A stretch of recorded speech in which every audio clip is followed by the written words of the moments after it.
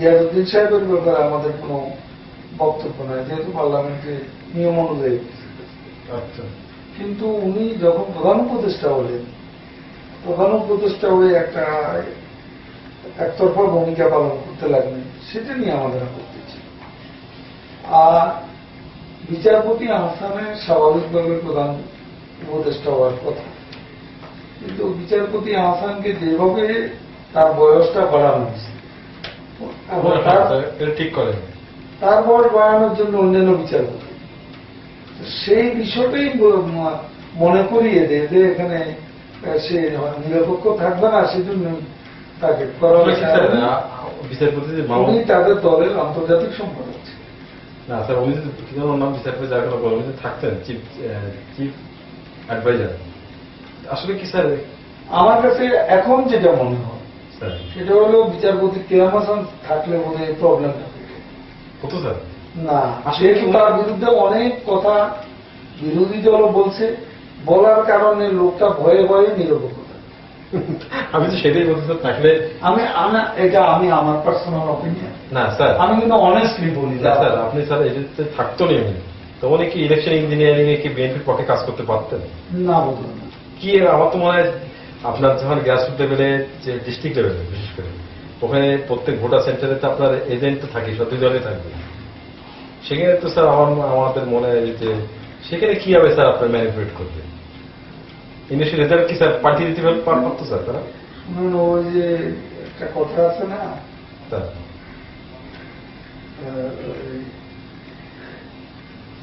আমাদের আমার তোমার পাপ বিধাতার পক্ষে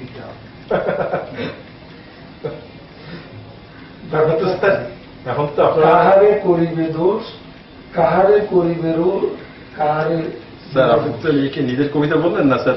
না, এটা বড় কবিতা। আচ্ছা, না স্যার, এখন তো মনে করেন এটা করে স্যার, এখন তো আপনার যে জালে পড়ে গেছে স্যার, তাই না স্যার? আপনাকে পরে আপনাদের মধ্যে এটা হয়নি যে আমরা ভুল কাজ করলাম, বিএনপি তো করলেন? এইসব নিয়ে কত আলোচনা জেলের মধ্যে হচ্ছে, দুই পার্টির মধ্যে না স্যার? নিজেদের মধ্যে।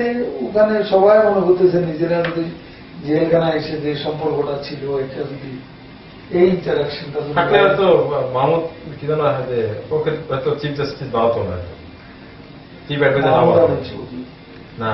আমার মনে হয় যে আপনাদের দুই দলের মধ্যে যদি এরকম যদি একটা আন্ডারস্ট্যান্ডিং থাকলেও গুড আন্ডারস্ট্যান্ডিং থাকতো, মিউচুয়ালি, তাহলে তো স্যার এটা হলো না। এই চ্যাপ্টার নিয়ে আলোচনা করে লাভ নেই, এটা হবে না। আপনারা ইউ আর থিঙ্কিং অ্যাফ্রেশ করেন। স্যার আমরা দূর থেকে যদি পারি সহযোগিতা করার, আমরা করি।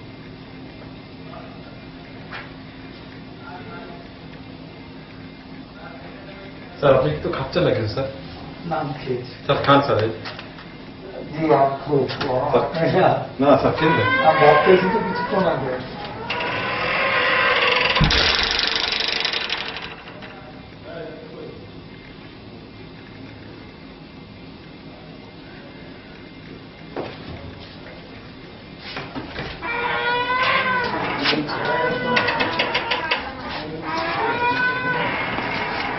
নমিনেশন বাজেট কি বলুন স্যার?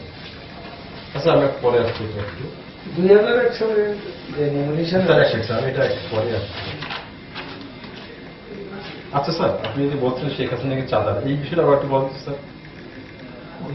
ওই শেখ হাসিনাকে যারা চাঁদা দিতেন, কারা কারা শেখ হাসিনার পক্ষে ডোনেশন কালেক্ট করতেন, কারা ওনাকে দিতেন, এটি একটু বলবেন স্যার? এটা তো কাজা, তারপরে সেখানে আলাউদ্দিন নাসির। আলাউদ্দিন নাসির তো ব্যবসায়ী, বিজনেসম্যান না। বিজনেসম্যান না হলেও উনি সে তার ওনার ইতিহাস, বিরোধী দলের নেতা হিসাবে ওনার সরকারি ইতিহাস।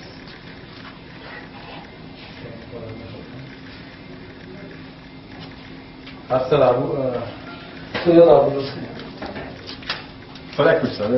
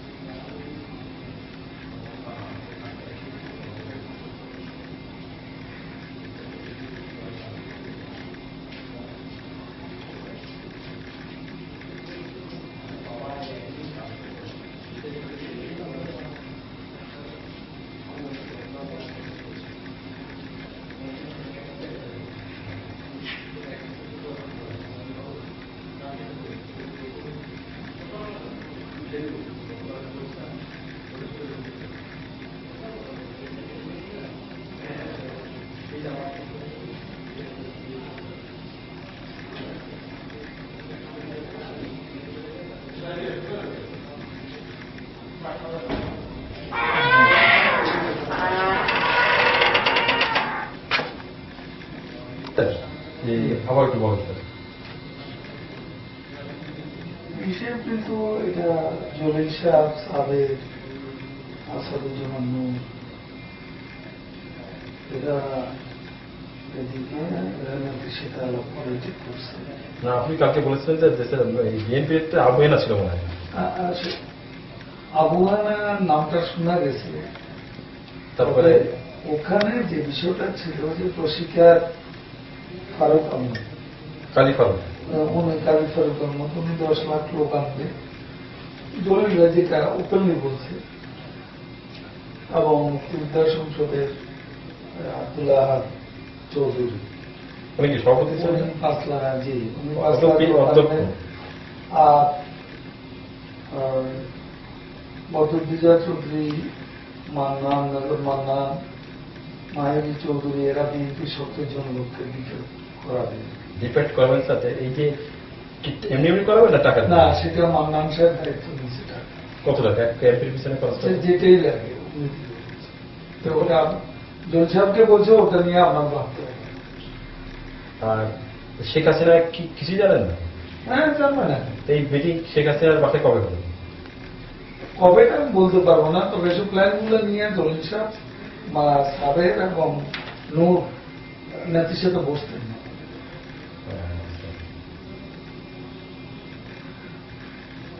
আচ্ছা স্যার, একটা জানি যুব আপনার যে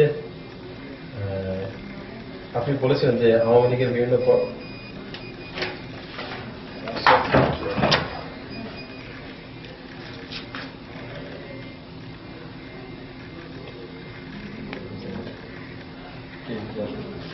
স্যার আপনি একটু বলেন যে আওয়ামী লীগের কর্মসূচিতে প্রশিক্ষার লোকরা 8টা পয়েন্ট থাকতো, এর কোঅর্ডিনেটরটা কে ছিল স্যার আপনাদের দলের পক্ষ থেকে?